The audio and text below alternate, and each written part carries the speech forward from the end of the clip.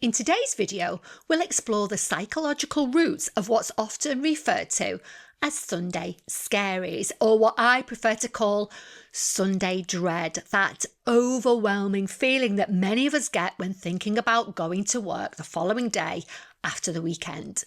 We'll take a look at the connection to toxic work environments and toxic bosses and feeling unsatisfied with our careers.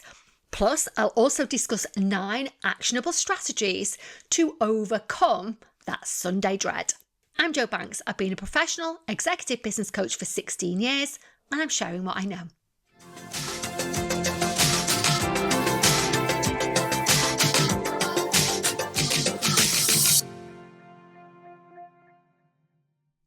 If you've ever found yourself dreading Monday morning to the point where your Sunday is overshadowed by anxiety and negativity, you are not alone. This phenomenon of Sunday dread affects people across all professions and life stages and is something I commonly deal with in my coaching practice. It's something that I've also suffered from and sometimes still have echoes of due to a severe case of workplace bullying that I suffered, and I do have a video on that. I'll leave the link below. While it is really natural to feel some hesitation about transitioning back to work or responsibilities after the weekend, and especially after a holiday or vacation, when these feelings become overwhelming, it can take a toll on your mental health and your overall well-being. Understanding why this happens and knowing how to address it can help you reclaim your Sundays and approach the working week with a sense of calm and confidence. Why do we dread Monday morning? Number 1, toxic work environments. And I talk about this in so many of my videos. The most significant contributor to Sunday dread that I see in my coaching clients is a toxic work environment. This can include dealing with a boss who micromanages, undermines your efforts, or fails to provide support, or even a work colleague who bullies and constantly tries to manipulate you, undermine you, and intimidate you. If your organization's culture prioritizes profits over people, fosters unhealthy competition, disregards employees' well-being, or you have someone constantly out to get you, it's no wonder you feel a sense of dread as Monday approaches. Your nervous system will be on constant high alert, causing what we call hypervigilance, in other words, an overactive stress response. Number 2, values misalignment. When your personal values conflict with those of your manager or the broader organisation, it creates a sense of inner turmoil. For example, if you value collaboration but work in a cutthroat environment, or you prioritise ethical practices but your company does not, these discrepancies can lead to ongoing dissatisfaction and stress. We refer to this as cognitive dissonance. An example would be a worker who deems the company's practices unethical but stays for financial reasons. They may experience discomfort and ultimately burnout due to the conflicting personal values and actions. That's cognitive dissonance. I see it very frequently, again, in my coaching clients, especially when they get a new manager or their organisation is taken over by another organisation, and then the values of the new regime no longer match with those of my client. It becomes a case of right job, wrong company. Incidentally, where your values don't or no longer match those of your immediate manager or the larger, wider organisation, in my extensive experience, you're never going to be happy. In fact, worse than that, it often leads to burnout. Number 3, a shift in mood and routine. Even in less extreme circumstances, the transition from the relative freedom of the weekend to the structure and demands of the work week can trigger a significant mood shift. However, this is amplified in a toxic work environment where every return to work feels like stepping into a harmful space. Your nervous system cannot differentiate between a toxic environment and you being under physical attack. It literally believes you're in mortal danger and your survival is under threat, and that's why it feels so bad. Your nervous system is literally trying to get you to run away, fight, or freeze. And freeze in this scenario typically looks like calling in sick, procrastinating, or a complete lack of motivation. Number 4, psychological patterns and trauma. Negative past experiences, such as being reprimanded unfairly or feeling constantly undervalued at work, all the way through to extreme cases of workplace bullying, can leave lasting scars. Even if you've changed roles or companies, the emotional imprint of these experiences can resurface, especially when you're under a lot of pressure or stress, making Mondays feel particularly anxiety-inducing.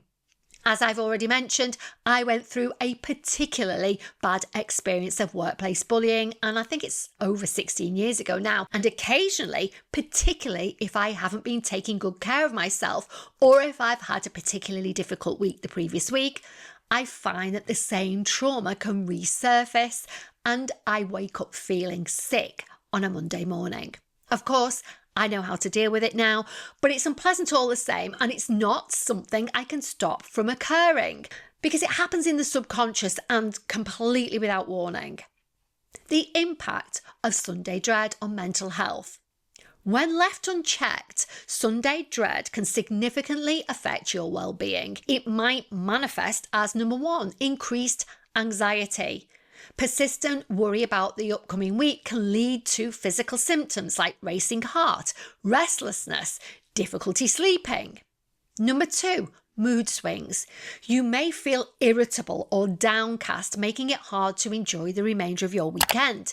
This can put a strain on your relationships, making things feel even worse. Number 3, fatigue. Poor sleep on a Sunday night can leave you feeling exhausted as you start your week, perpetuating that cycle of low energy. Number 4, burnout. Over time, chronic dread of Mondays in a toxic work environment can contribute to burnout, reducing your motivation and overall performance, as well as affecting your physical and mental health. How to reclaim your Sundays and beat the Monday blues. The good news is that Sunday dread is not insurmountable. By implementing the following strategies, you can transform your weekends into a time of rejuvenation and start your week on a more positive note.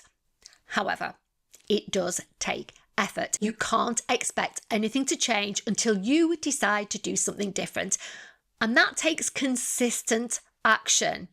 As the saying goes, if you always do what you've always done, you'll always get what you've always got. That's my fave. I love that one. Number 1, identify the root causes. Start by pinpointing what exactly is triggering your dread.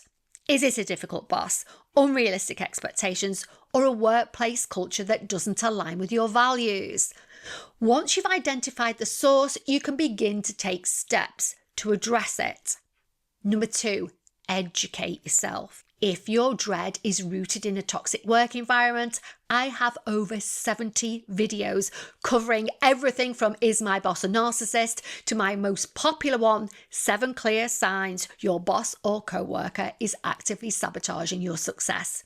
In those videos, I discuss the red flags and what to look out for, and I also provide comprehensive strategies for dealing with them.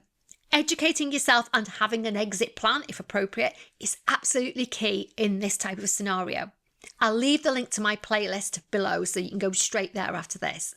I also have many videos with easy to use strategies to help you manage stress, anxiety, and overwhelm, and I'll leave the playlist for those below too. Number 3, set boundaries at work. Toxic environments often thrive on blurred boundaries. Protect your time and mental energy by setting firm limits on after-hours communication and workload. If possible, have a candid conversation with your manager about your concerns, reframing them in terms of finding solutions that benefit both of you as well as the organisation. Again, there's lots more on how to have difficult conversations together with other useful strategies in my various other videos. I'll leave all the links below. Number 4, plan your exit strategy. If the toxicity of your workplace feels insurmountable, it may be time to consider a company or career change. In my experience of working in a toxic environment and coaching countless people on how to deal with it, there is often only one way to deal with it, and that's to leave. While this can be daunting, creating an actionable plan such as updating your CV or resume, networking, or seeking career coaching can give you a sense of control and hope for the future. Number 5, create a Sunday evening ritual. Turn Sunday evenings into a time of relaxation and preparation. Engage in activities that calm your mind, such as reading, journaling, or meditating. Prepare for Monday by organising your outfit, packing your bag, or prepping your meals. These small steps can make the morning feel smoother and less intimidating. Number 6, incorporate stress relief practices. Regular stress relief practices can help you manage anxiety. Consider activities such as yoga, mindfulness, prayer, meditation, or spending time in nature. Physical exercise, especially getting into nature, is critical when you're going through a tough time. It's a powerful tool for reducing stress and improving mood, and it's clinically proven to do that. I also recommend EFT Tapping. It's clinically proven to reduce cortisol, the stress hormone, and help you release immediate feelings of stress and overwhelm. Again, I've got an entire playlist on EFT tapping videos. Links will be below. Number 7, seek support from trusted allies.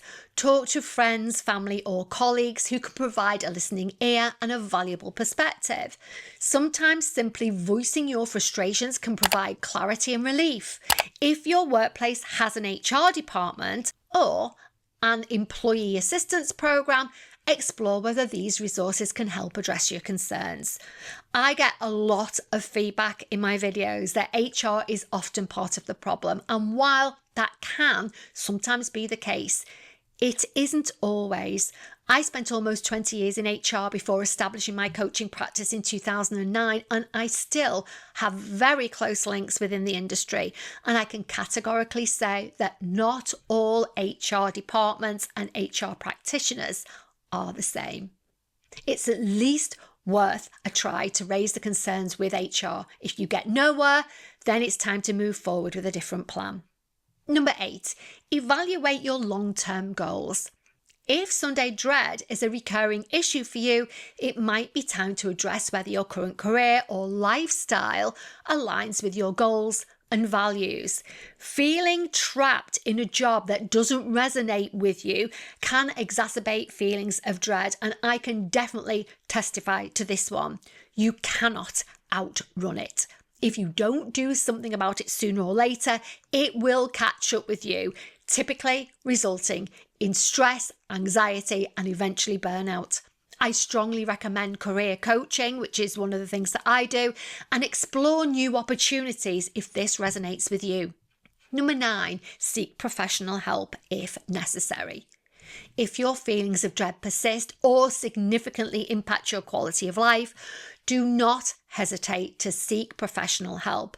A coach, a therapist can help you identify underlying causes and process past trauma, and help you develop coping strategies tailored to your specific needs. Ironically, organisations often have employee assistance programs, EAPs, that offer support such as coaching or therapy. And if your organisation has a program like that, it's definitely worth exploring. The wrap up. Dreading Monday morning to the point that it's ruining your Sunday is a clear sign that something in your life needs attention, whether it's addressing workplace toxicity, reevaluating your career, or simply adopting healthier habits. There are actionable steps you can take to reclaim your weekends and approach the week with a positive mindset. Remember, it's okay to seek help and make changes when needed. Your mental health and happiness are worth prioritising. With the right strategies and support, you can transform that Sunday dread into a time of peace, preparation, and even joy. What next? If you have anything you'd like to add to today's video, or if you have any topics you'd like me to cover in future videos, please leave them in the comments section below. I read and respond to everything and really love interacting with you all. If you enjoyed this video, please support the channel with a like, comment, subscribe, and hit that notification bell so that you don't miss a thing. Finally, thank you to everybody who stays until the very end, and thank you so much for your support. It really does mean the absolute world to me.